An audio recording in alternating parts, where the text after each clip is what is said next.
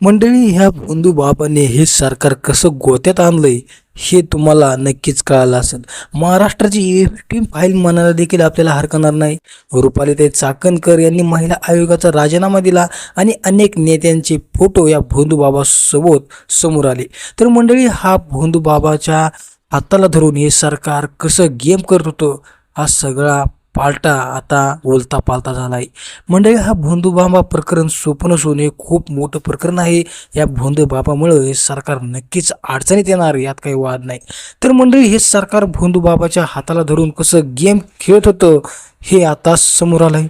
तर मंडळी, हे बघा, अजित पवार यांचं प्रकरण हे आधीच गाजलं होतं आणि या प्रकरणामध्ये थेट त्या भोंदू बाबाचं नाव समोर येत आहे. अजित पवार यांच्या घरासमोर देखील एकदा प्रयोग झाला होता असं देखील चर्चा होती आणि हे प्रकरण कुठेतरी शांत झालं होतं आणि आता अजित दादा पवार यांचं प्रकरण हे पुन्हा समोर आलंय.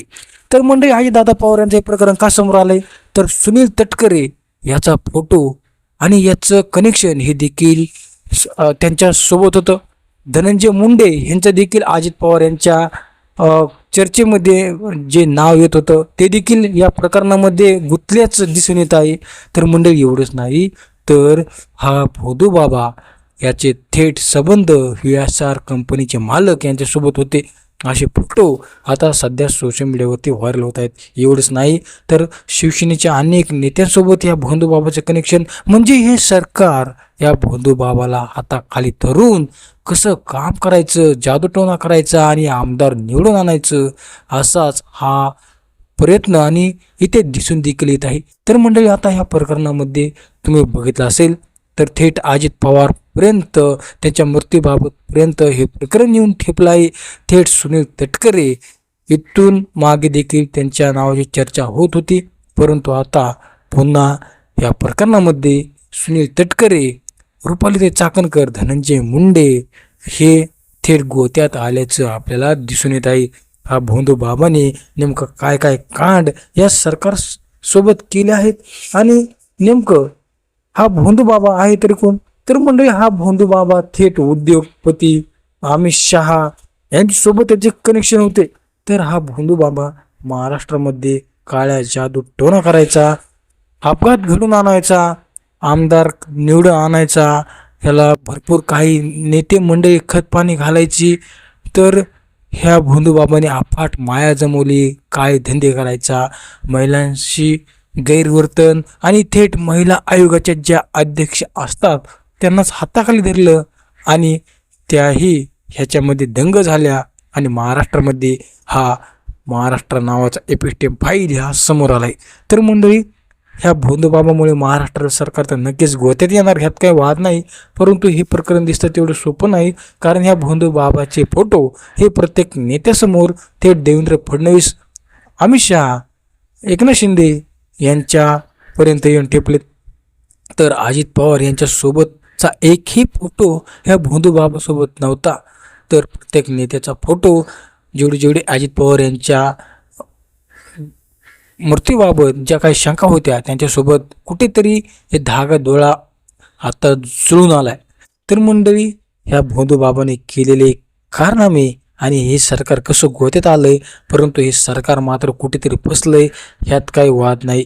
तर मंडळी, सुनील तटकरे हे कनेक्शन खूप काय इथे सांगून जात आहे.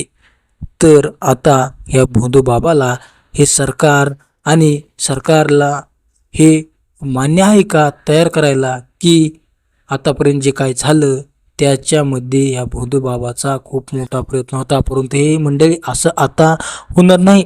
या भोंदू बाबाला हे सरकार नक्कीच वाचवणार आणि याच्यामध्ये एक दोन मंत्री नाही तर ह्याच्यामध्ये हे सगळं सरकार अडकणार हे देखील त्यांना माहीत आहे. हे महाराष्ट्राची एपिस्टीम फाईल जी होती तीच आता नेमकं समोर आले आहे.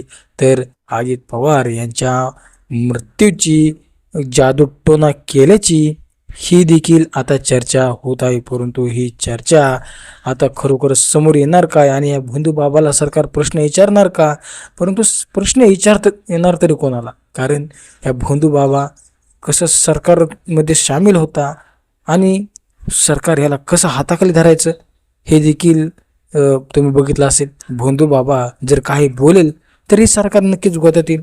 म्हणून आता सरकारच्या भोंदूबापाला वाचवणार का? हा भोंदूबापा कुठेतरी फरार होण्याचा, विदेशात जाण्याचा प्रयत्न करत देखील होता. तर आता हे प्रकरण खूप काय मात्र आपल्याला वेगवेगळ्या प्रकरणामध्ये थेट पाहायला मिळत आहे.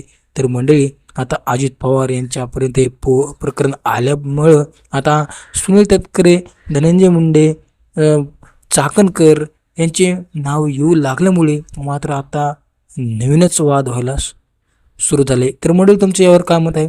कमेंट सेक्शनमध्ये नक्की आम्हाला कळवा आणि लोकसंग्रह यूट्यूब चॅनल सबस्क्राईब केलं नसेल तर सबस्क्राईब नक्की करा आणि व्हिडिओ नक्की शेअर करा.